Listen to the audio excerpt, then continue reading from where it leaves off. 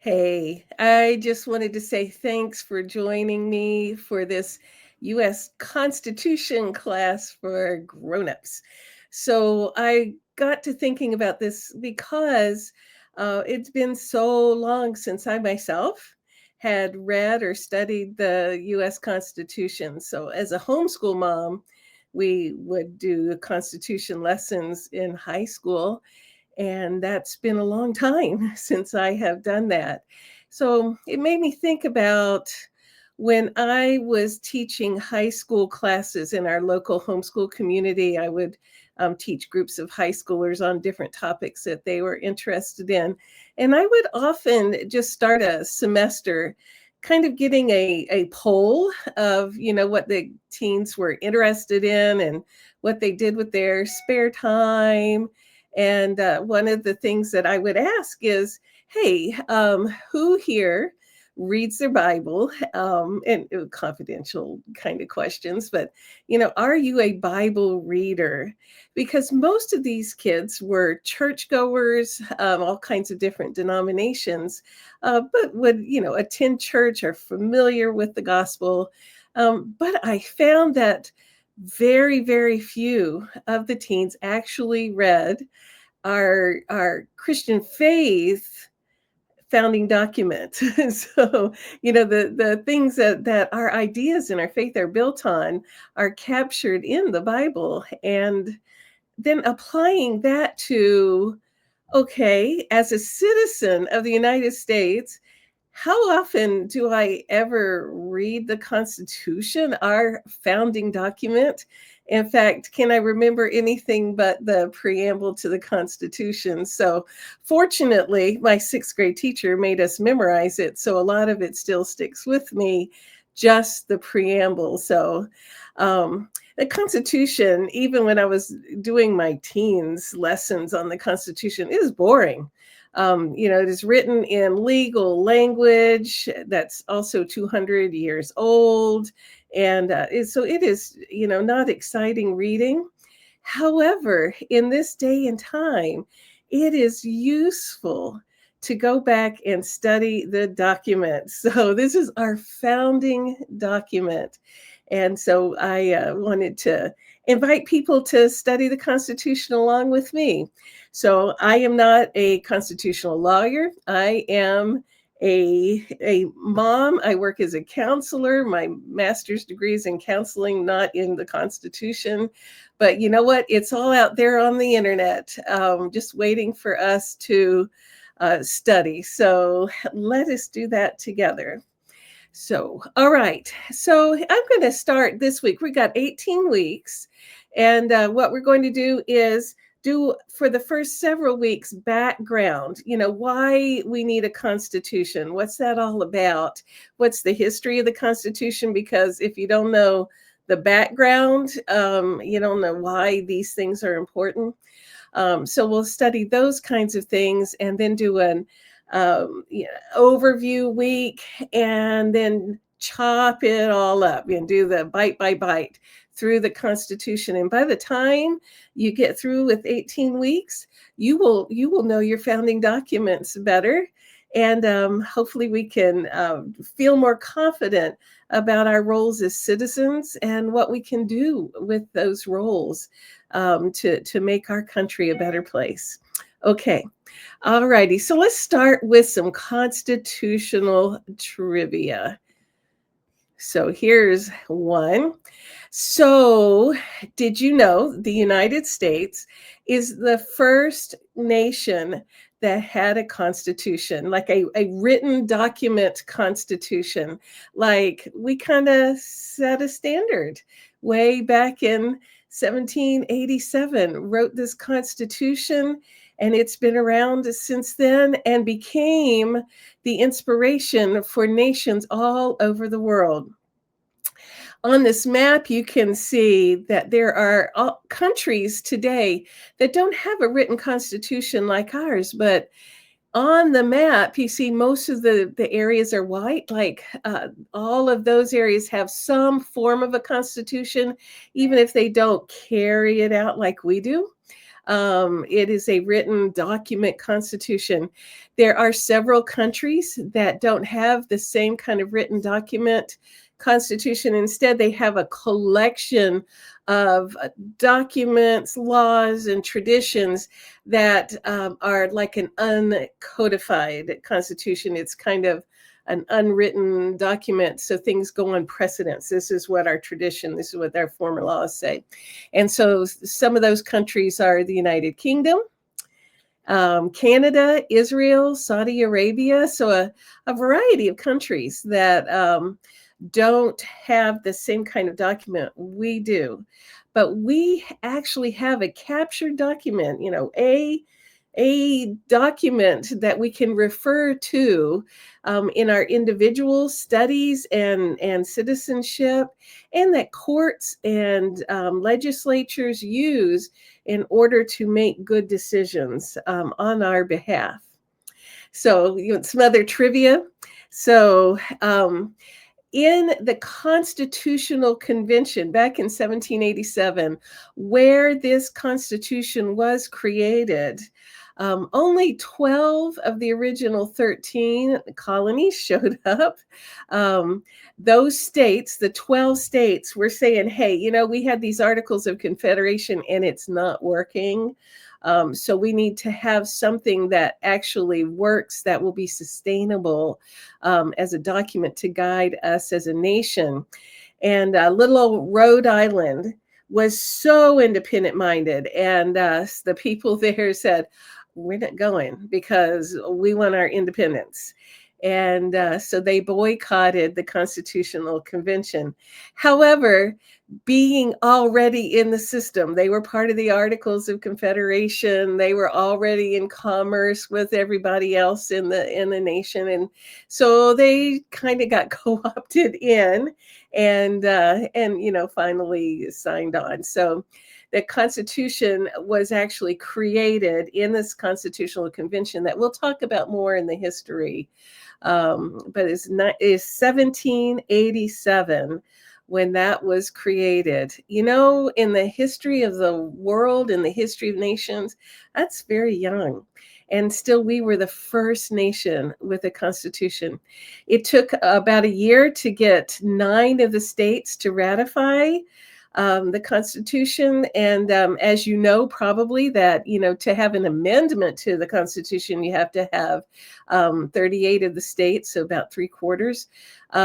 And you needed 9 of the 13 colonies to ratify the Constitution in order for it to go into effect. So it took about a year to get 9 states, and it went into effect on March 4th, 1789. So not that long ago, and it has stood the test, though, of all that time.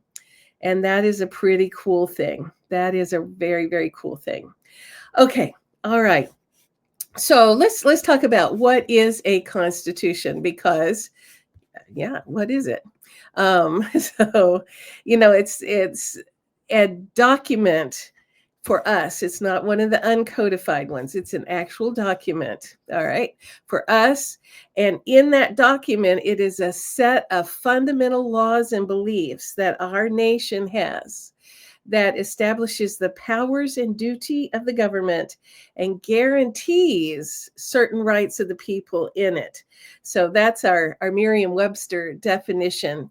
So another way to put that is the Constitution is a rule book for the nation. It sets out our basic laws and rules by which the country is governed. It defines the main institutions of the government and establishes the relationship between those institutions, how they interact.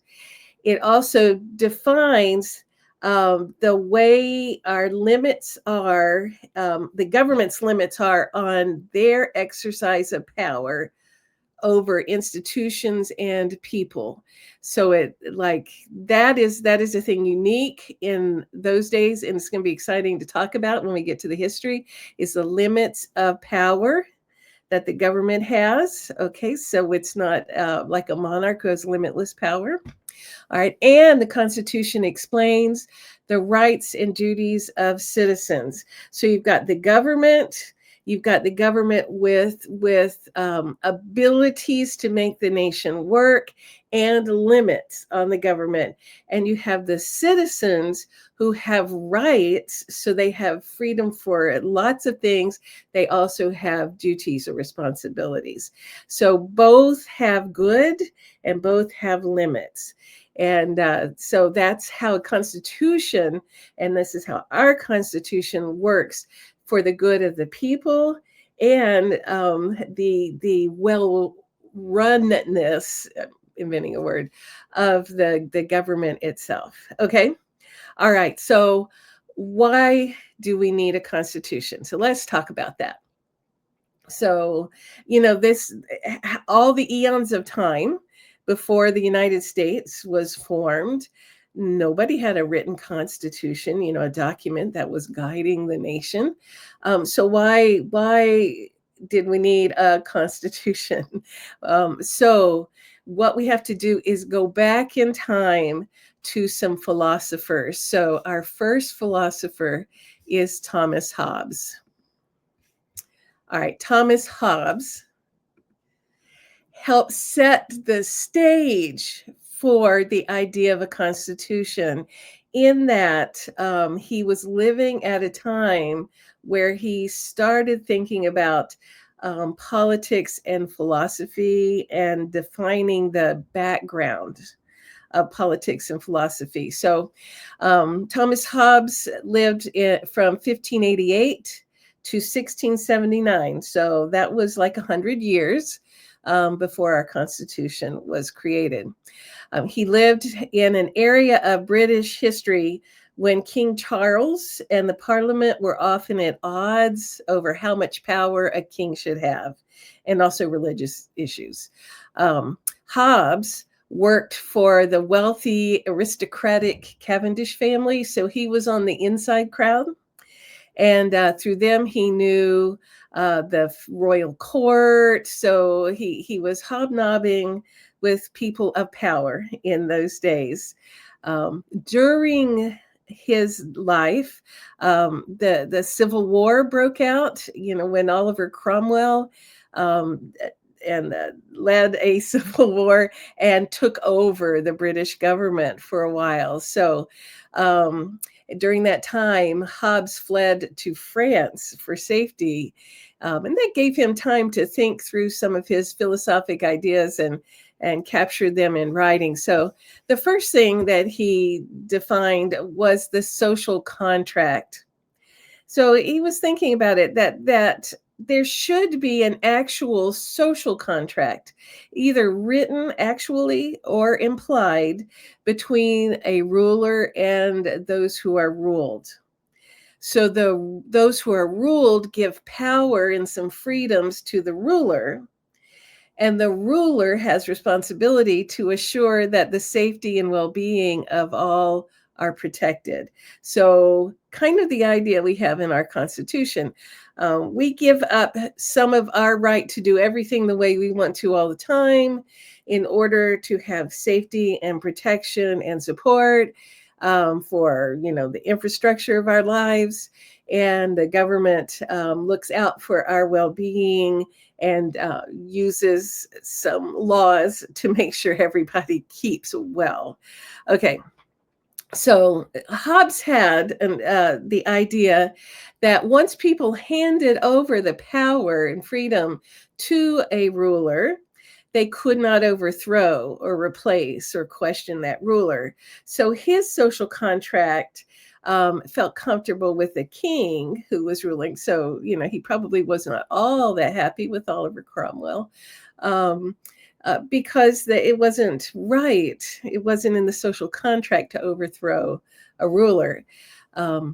What he said was that humans need these rulers because we have a state of nature, that humans live in a state of nature.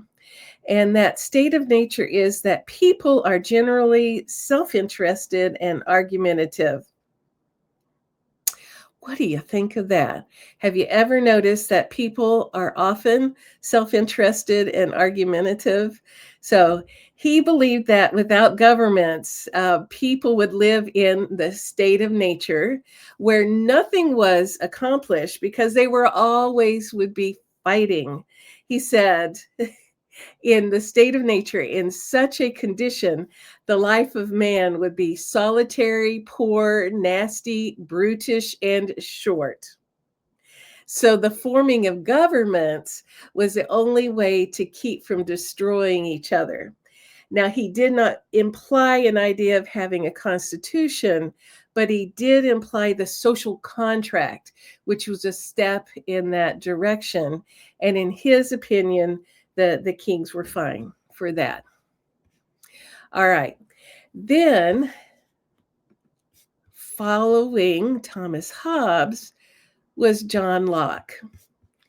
Yeah, and so John Locke was a philosopher, a scientist. He was, the kind of Renaissance man. He did everything. John Locke is often thought of as one of the fathers of empiricism. So in those days, the ideas of science and figuring things out went from we do everything by reason.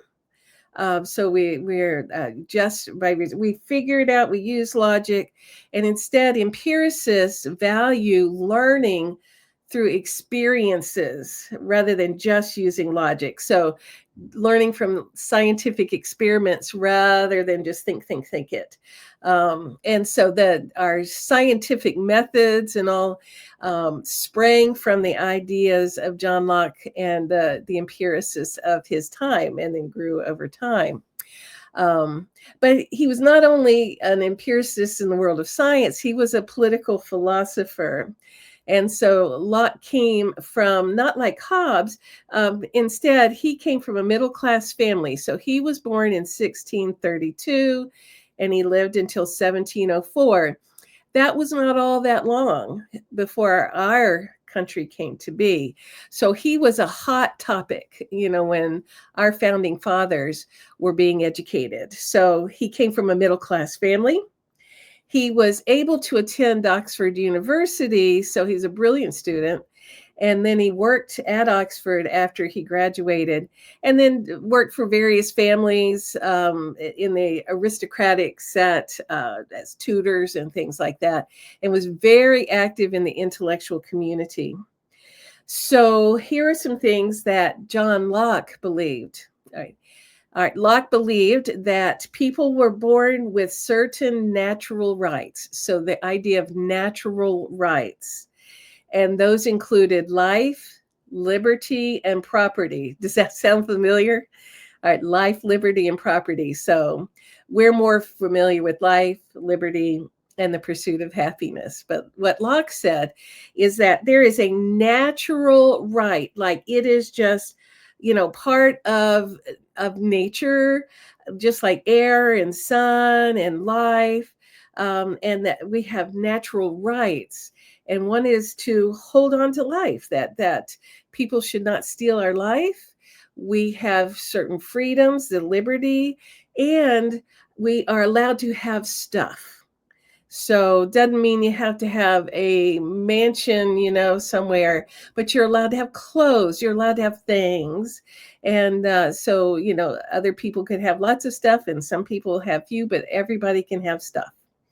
All right, so those are natural rights. Another thing that Locke believed, just like Hobbes did, is the state of nature. So again, Locke thought that without government, people would always be arguing and acting in self-destructive manners. So governments are necessary to make sure that everybody's rights to life, liberty, and property are protected. Otherwise, everybody run around stealing each other's stuff or killing each other every time they got mad. And so governments help hold everything in a safety mode. So government's purpose is to end the state of nature and give people certain protections. The government's main role is to protect people's natural rights, that the rights that included life, liberty, and property. So we've got natural rights to life, liberty, and property, and then the state of nature that the governments end and protect our natural rights. Locke says that governments do their role through the social contract, just like Hobbes said. And so, for governments to protect people's natural rights, people have to give up some of their freedoms conditional on the government protecting their natural rights. So it's a two-way street. People give up some freedoms to do everything the way they want to do all the time, as long as the government protects their natural rights to life, liberty, and property. All right. And if the government fails to protect people's natural rights, they have a right to revolt.